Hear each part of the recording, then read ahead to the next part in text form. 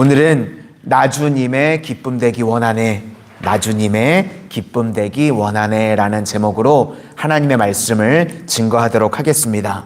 오늘 본문의 키워드는요, 여호와께서 기뻐하시는 것입니다. 3절이 핵심입니다. 우리 3절을 한번 보시도록 하겠습니다. 시작. 공의와 정의를 행하는 것은 제사 드리는 것보다 여호와께서 기쁘게 여기시느니라. 그러니까 주님께서 기뻐하시는 것이 무엇인지 알고 주님의 기쁨을 추구하는 삶을 살아가면 그것이 잘 사는 길이라는 것입니다. 그런데 나의 기쁨을 추구하는 인생, 그것은 잘 사는 것처럼 보이는데 결국은 넘어지는 것이라는 것입니다. 그러니까 주님의 기쁨이 되는 삶, 그것이 지혜다라고 말씀하고 있습니다. 여기 보니까 공의와 정의를 행하는 것과 또 제사 드리는 것, 이것을 대비하고 있습니다. 그러니까 제사는 겉으로 드러나는 행위죠.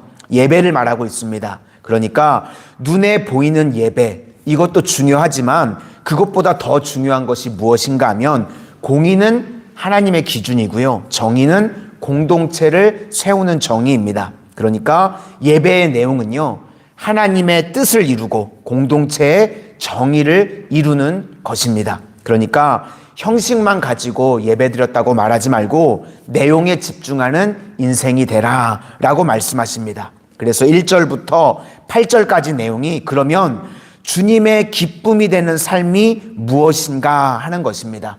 1절을 보니까요, 본물이라는 말이 나오는데요, 여기서 본물은 가두어둔 물입니다. 그렇죠? 그리고 왕이 나오는데 여기서 왕은 나라고 한번 생각을 해보시기를 바랍니다. 그래서 내 마음이 주의 손에 있습니다, 이렇게 생각하는 것이 중요하다는 겁니다. 그러니까 저수지에 물이 차려고 하면 1차적으로 시간이 필요하죠.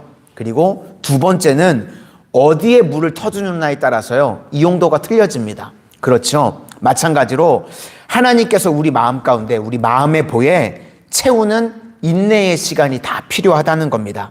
또 하나는 사용하시는 것은요, 하나님이 사용하신다는 겁니다. 그것을 우리가 인정할 줄 알아야 된다. 그게 하나님을 기쁘시게 해드리는 삶이다 라고 말하고 있습니다. 우리 각자의 마음에요, 저수지가 다 있습니다.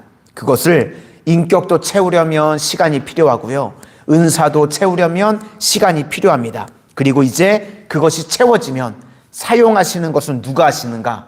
하나님이 하신다는 것입니다. 물은요, 이 통제받을 때요, 물이 힘이 있습니다. 그죠? 물을 막아놓고 내보낼 때 내보낼고 또 떨어뜨릴 때 떨어뜨리고, 이렇게 하면 수력으로 전기도 만들고, 이렇게 통제된 물은요, 힘이 있습니다. 그런데 통제되지 않는 물을 뭐라 그러죠?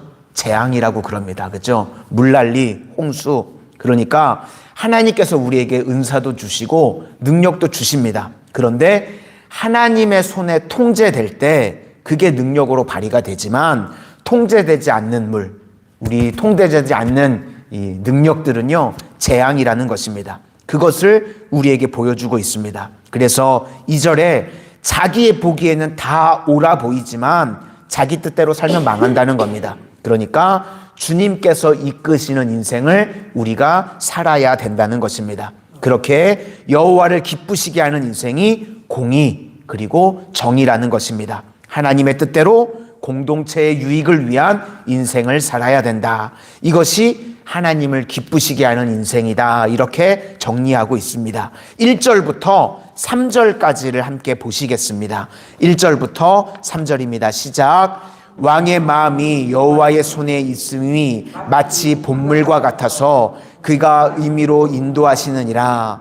사람의 행위가 자기 보기에는 모두 정직하여도 여호와는 마음을 감찰하시느니라.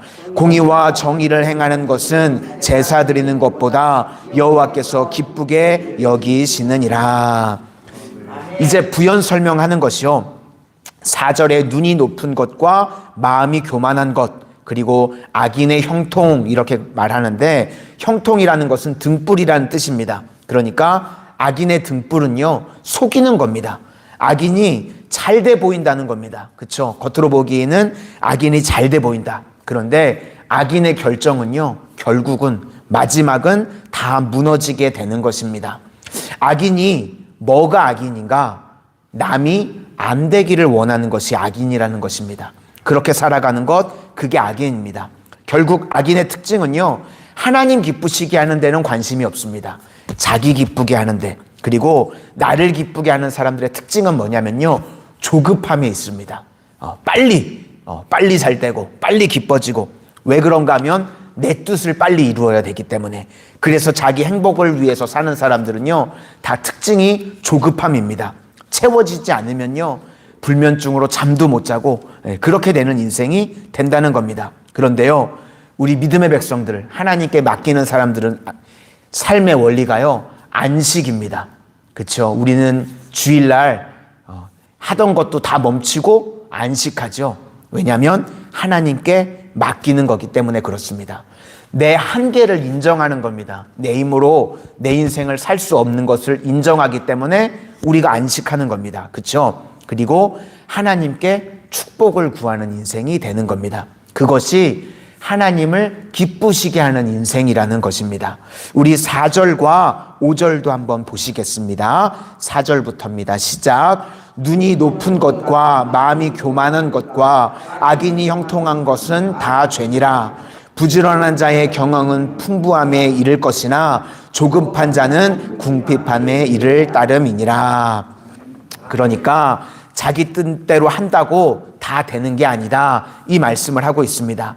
또 한 가지 부연 설명을 하는 것이 6절부터 속이는 말로 재물을 얻는 것이 나오는데요, 예전에는 다단계, 피라미드 이런 게 사람들 속이는 게 많았던 것 같은데, 요즘은 금융사고가 속이는 게 제일 많죠. 이렇게 속이는 일들, 이렇게 재물을 얻는다고 하는 거, 그거 주님께서 기뻐하시겠느냐라고 말하는 것입니다. 6절부터 8절까지 보시겠습니다. 6절부터 8절입니다. 시작. 속이는 말로 재물을 모으는 것은 죽음을 구하는 것이라. 곧 불려다니는 안개니라. 악인의 강포는 자기를 소멸하나니 이는 정의를 행하기 싫어함이니라. 죄를 크게 범한 자의 길은 심히 구부러지고 깨끗한 자의 길은 곧으니라. 그러니까 쉽게 말해서 나의 기쁨을 채우는 모든 일들, 그거 구부러진 길이다. 결국은 무너지게 된다. 주님을 기쁘시게 하는 길이 곧은 길이다. 그래서 언제나 하나님께서 기뻐하시는 인생을 살라. 이것이 오늘 본문의 총 주제입니다. 그러니까 지혜는요, 우리가 모든 말이나 판단, 행동, 이것이 하나님의 기쁨이 되느냐 되지 않느냐, 그렇게 살아가라는 것입니다. 우리 성도님들, 우리 새벽에 나온 성도님들, 내가 사는 모든 것, 행동이든 판단이든 그 모든 것들이 하나님의 기쁨이 되시기를 소망합니다. 아멘. 제일 간단한 게요, 새벽에요, 내가 집에서 자는 게 하나님이 기쁨일까요? 새벽에 나와서 기도하는 게 하나님의 기쁨일까요? 오늘 이 자리에 나오신 분들은 새벽에 나와서 기도하는 게 하나님의 기쁨인 줄로 믿고 나오신 줄로 믿습니다. 그러니까 평생 그렇게 살라는 것입니다. 내가 살아갈 때 항상 질문을 달고 사는 겁니다. 내가 지금 이 일을 하려고 하는데 이 일이 하나님의 기쁨인가? 하나님의 기쁨이 아닌가? 그렇게 살아가는 가장 지혜롭고 복된 성도님들이 다 되시기를 주님의 이름으로 축원을 드립니다. 기도하겠습니다. 사랑의 주님, 이 땅을 살아가는 동안 우리들의 삶이 주님의 기쁨 되어지기를 원합니다. 악인의 형통, 악인의 삶 따라가지 않게 하여 주시고, 오직 주님께서 원하시는 공의와 정의의 길을 살아갈 줄 아는 우리 믿음의 공동체, 믿음의 성도님들 다 되게 하여 주시옵소서. 우리가 생각하는 것도, 행동하고 판단하는 것도, 모든 일을 행함에 앞서서 이것이 주님이 기쁨인지 아닌지 늘 생각하고 판단할 수 있는 하나님의 거룩한 백성들 다 되게 하여 주시옵소서. 예수님 이름으로 기도드립니다. 아멘.